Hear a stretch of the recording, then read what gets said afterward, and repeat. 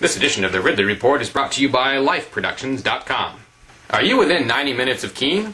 Do you need someone to shoot a video? If so, drop by lifeproductions.com. And check out Nick Ryder's video work.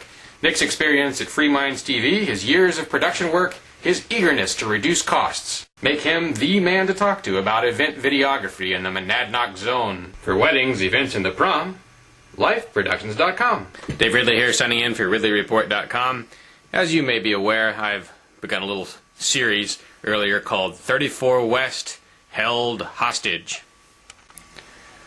34 West is a school administrative building, a very expensive school administrative building, in the heart of downtown Keene, New Hampshire. In early 2005, I and other activists like me stood in a blinding blizzard outside the polls so as to encourage voters to vote to sell the expensive school administrative building. I was a Keene resident at the time. My sign read, "Money for kids, not buildings." Well, voters agreed with this and voted overwhelmingly to sell the building. They also voted, surprisingly, to give all the money back to taxpayers. That was 2005.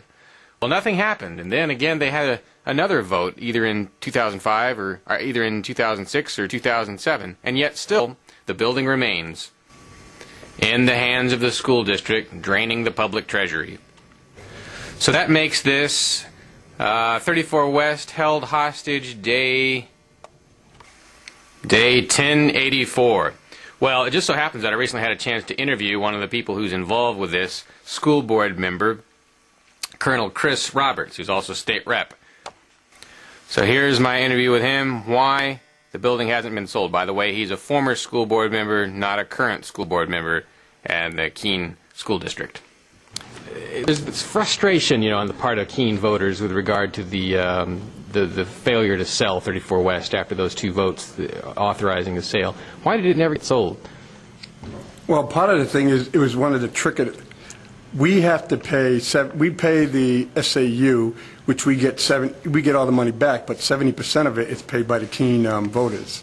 So, for example, if we went to the center at Keene, we would still pay the 70%, but we wouldn't get any money of that back. So actually, you were getting the Keene voters would have got a double whammy, but that wasn't really explained very well to the Keene voters.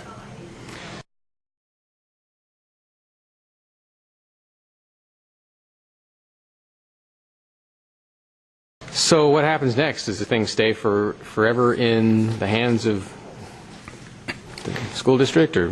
Well, if you go far-reaching, if the school district builds a middle school, new middle school, and they're talking about the SAU office being in the new middle school, and now you may be stuck with the middle school, 34 West Street, Tilton School, and Roosevelt School.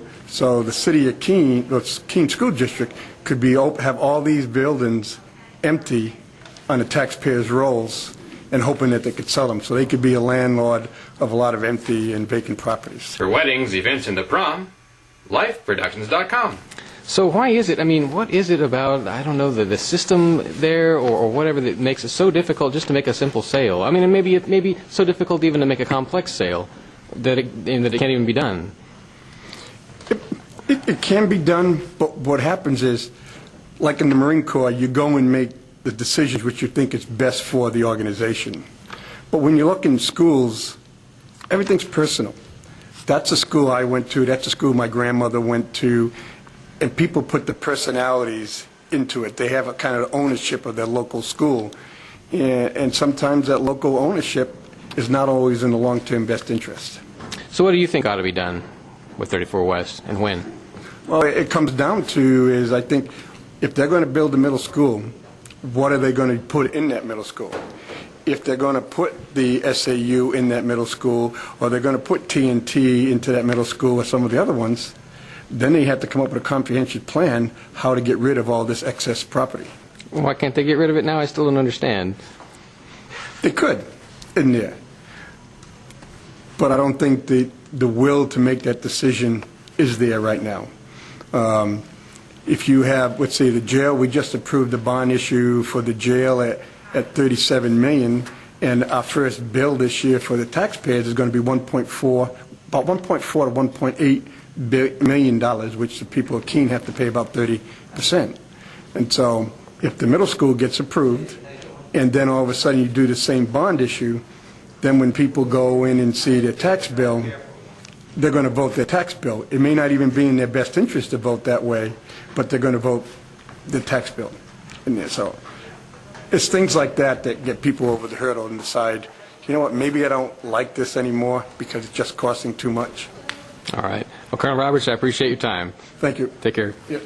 For weddings, events, and the prom, lifeproductions.com.